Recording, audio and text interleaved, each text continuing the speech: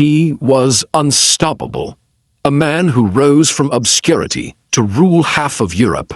Armies trembled at his name. But in 1812, Napoleon Bonaparte faced an enemy he couldn't outthink, outfight, or outmaneuver. An enemy older than history itself, the Russian winter. By 1812, Napoleon stood at the height of his power. He ruled France as emperor. His armies had crushed Austria, Prussia, and Italy. From Spain to Poland, his empire stretched across the continent. Only one great power still defied him: Russia. Tsar Alexander I had once been Napoleon's ally, but alliances built on ambition never last long. When Russia began trading again with Britain, Napoleon saw it as betrayal, and betrayal, to him, was unforgivable. He gathered the largest army Europe had ever seen, the Grande Armée, over 600,000 men from every corner of his empire. French, Polish, German, Italian, Dutch, and Belgian soldiers, all united under his command. His mission was simple: invade Russia, crush the Tsar, and bring Europe to its knees once more. In June 1812, Napoleon's massive force crossed the Niemen River and entered Russian soil. He believed the campaign would last only a few weeks. He expected one great battle, a swift victory, and a triumphant march into Moscow. But the Russians had other plans. Tsar Alexander I ordered his generals to retreat. As the French advanced, the Russians burned everything behind them: their crops, their homes, their cities. The land itself became a weapon. The Grande Armée marched east through smoke and ruin, finding nothing to eat, nowhere to rest. The men began to starve. Horses died by the thousands. Supply wagons sank into the muddy roads. Still, Napoleon pressed forward, convinced the Russians would eventually be forced to fight. By August, his troops reached the city of Smolensk. The Russians finally stood to defend it, but only for a day. After fierce fighting, they withdrew again, torching the city as they left. Napoleon entered Smolensk, but what he found was not victory, only devastation. Burnt walls, ashes, and silence. His men were exhausted, hungry, and sick. Yet he refused to turn back. His pride and his destiny drove him onward. In early September, the French finally met the Russian army near a small village called Borodino. The battle that followed was one of the bloodiest of the 19th century. Over 250,000 men clashed in a single day. Cannon fire tore through ranks, cavalry charged, muskets roared. Napoleon watched from a hilltop, refusing to commit his imperial guard, his last reserve, believing victory was already his. When the smoke cleared, the Russians had retreated, but at a terrible cost. Both sides had lost tens of thousands. The battlefield was a sea of bodies, and though Napoleon held the ground, he had not destroyed the Russian army. It was a victory in name only. A week later, the Grande Armée reached Moscow, the crown jewel of Russia. They expected surrender, peace, and food. But when Napoleon entered the city, he found it empty. Most of the population had fled. That night, fires broke out across the city. Within days, Moscow was burning. The Russians had set it ablaze themselves, denying Napoleon even the satisfaction of shelter. For 5 weeks, Napoleon waited in the smoldering ruins, hoping the Tsar would come to negotiate. But no message came. Alexander refused to bow. By October, the truth was clear. Winter was coming, supplies were gone, and the army could not survive in Moscow. Napoleon finally gave the order to retreat. What began as a campaign of conquest turned into a desperate fight for survival. The march back was a nightmare. The first snow fell in November. Temperatures dropped below -30 degrees. Soldiers who had marched proudly into Russia now trudged through ice and death.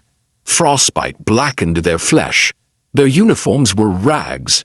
Horses froze standing up. Men burned their own muskets just to stay warm. Starving soldiers fell behind, never to rise again. The Russian army, now in pursuit, attacked the retreating columns relentlessly.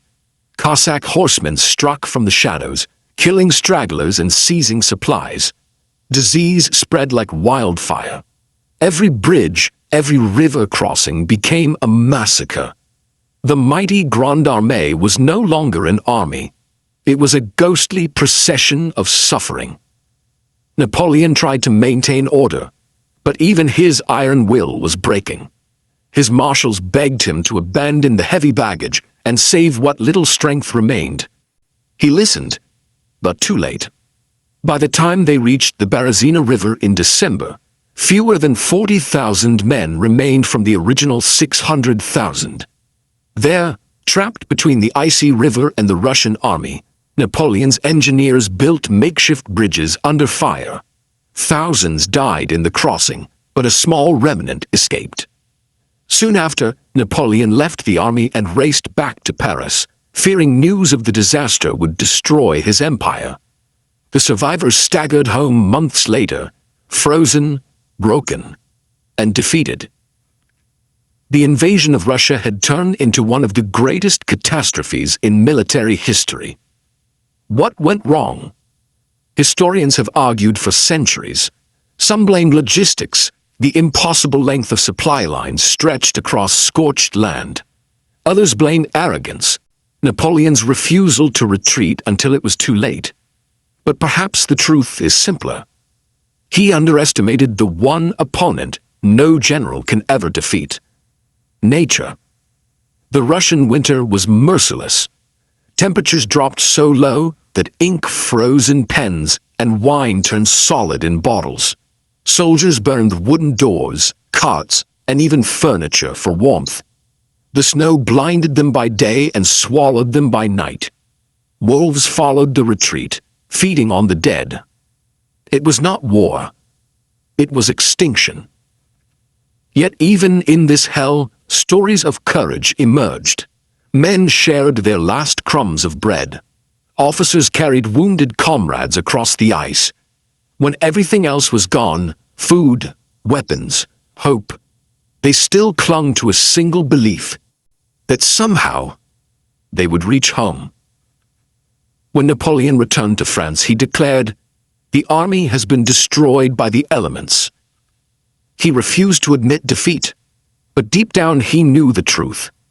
His dream of conquering Europe had frozen in the snows of Russia. The man who had once been unstoppable had finally met a force he could not control. The consequences were enormous. His enemies sensed weakness. Within 2 years, a coalition of nations rose against him. By 1814, Napoleon's empire crumbled, and he was forced to abdicate the throne. He was exiled to the island of Elba, far from the glory he once commanded. But the legend of 1812 lived on. It became a symbol of pride for Russia, and a lesson in humility for Europe. The burning of Moscow in the frozen retreat showed that even the greatest strategist in history could be undone by his own ambition. Decades later, as historians wrote about his downfall, one phrase appeared again and again: "The Russian winter defeated Napoleon." But perhaps it wasn't just the winter. It was the man's own refusal to see his limits. He had built his empire on speed, on movement, on control. In Russia, he found a vastness that defied all three. And yet, even in failure, Napoleon's legend grew. His story became a timeless reminder of the thin line between genius and madness, between victory and ruin. He had conquered kings, toppled empires, and rewritten the map of Europe. But in the end, it was snow, silence, and the endless cold that wrote the final chapter of his glory. The Russian campaign was more than a military disaster. It was the moment when a man who believed himself greater than history learned that no one ever truly is. Nature, patience, and time. These are the ultimate conquerors. Napoleon Bonaparte discovered that too, standing in the frozen emptiness of a land that refused to be conquered.